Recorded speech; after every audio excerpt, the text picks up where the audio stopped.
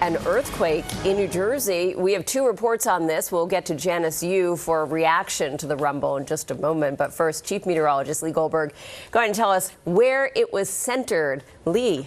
All right, so in northeast New Jersey, Lauren and Bill, and considered a minor quake. This one had a magnitude of 2.4. And, typically that's not felt. Oh, we certainly have a shake map by USGS that has said, okay, northeast New Jersey, Hudson Valley, Long Island, we did feel it. But some places as close as Montclair didn't. Now, this was half the magnitude of the April quake we had farther away in terms of central New Jersey. But that doesn't mean that it's half the strength. If you look at the magnitude, it's way less. I mean, in terms of pounds of explosives, it's hundreds of pounds versus the one that happened in April was nearing 1 million pounds of explosive in terms of its strength. Pretty amazing.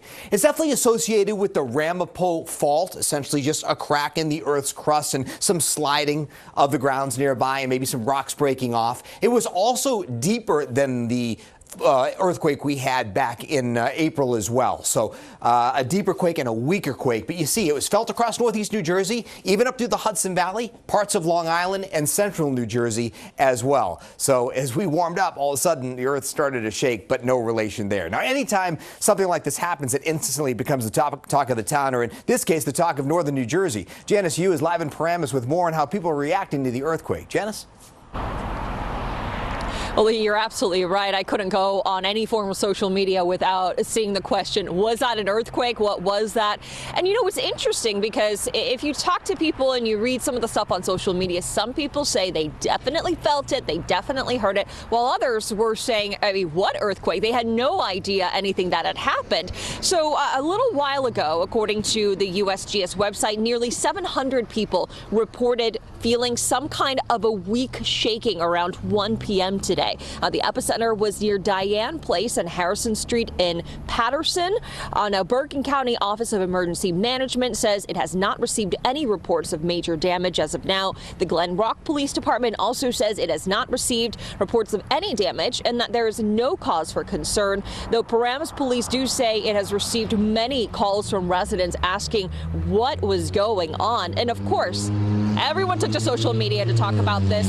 Some say it sounded like a big truck going by or some construction that was happening. It was over in a matter of seconds, so they say it was really hard in that moment to understand what was going on. My first thought was a car hit the house or there was a bad car accident.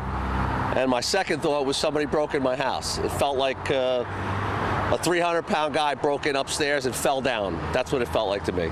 All of a sudden, there was a boom, like a fighter plane was flying overhead, but then I thought it might be one of my trees. Heard a rumble, sounded like a dump truck dropped in the middle of the road and shook the house. We felt like somebody was jumping upstairs, and there was like a slight movement. You heard those descriptions. There are a lot of talk about this loud boom. They heard that more than they felt it this time around. Obviously, it was a little different back in April when that 4.8 magnitude earthquake hit New Jersey back then. Well, I'll send it back to you live in Pa-Ra-Mus. Janice Yu, Channel 7 Eyewitness News. Thank you, Janice. Hopefully just tranquil conditions will continue through the evening hours. The Ramapo Fault is a strike-slip fault, meaning that things are just kind of scraping in the horizontal, not displacing vertically, which would be a much larger earthquake.